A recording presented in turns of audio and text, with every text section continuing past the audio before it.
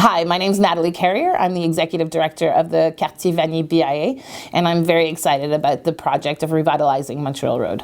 I think that for a long period of time, several decades, people have been trying to crack this code that we have in Vanier. Like, why is a community that is by a river, near accessible tracks for cycling and families, within 10 minutes of downtown, why hasn't that become the desirable neighborhood when we see neighborhoods far more west being developed?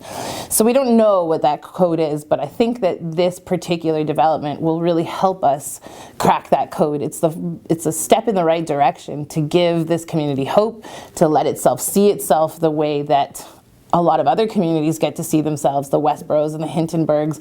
You know, they feel safe on their streets are nice, the cobblestones are even, you know, the streets themselves have some traffic calming measures so that traffic isn't barreling through at 80 kilometers an hour. And so I think those are the kinds of things that we're starting to see with this development, things that the city has very much considered, and the community certainly has been very forward on demanding from the city. So, you know, things like accessible bike lanes and wider sidewalks and, you know, traffic calming measures, those are things we see the community really asking for. And for us, from a business perspective, we know that people shop, not cars. So if cars are barreling through our neighborhood, it doesn't help us that there's 400,000. If we make it more accessible for them to stop and stay, or stop and buy their lunch on their way home, or their presents or things like that, then, you know, we'll do that. And then I think once a community is cleaner, then in many ways it becomes safer. And I think we've seen that all over the world. When we start cleaning up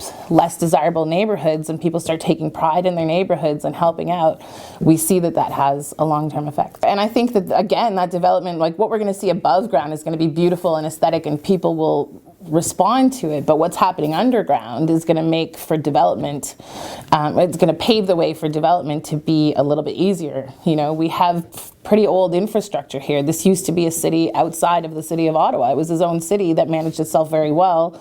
But a lot of the infrastructure that we have here, a lot of the building structures that we have are quite old and need updating. And so things like burying hydro lines and, you know, redoing sewer systems and having access for bigger developments to hook into will be a lot easier once that's done.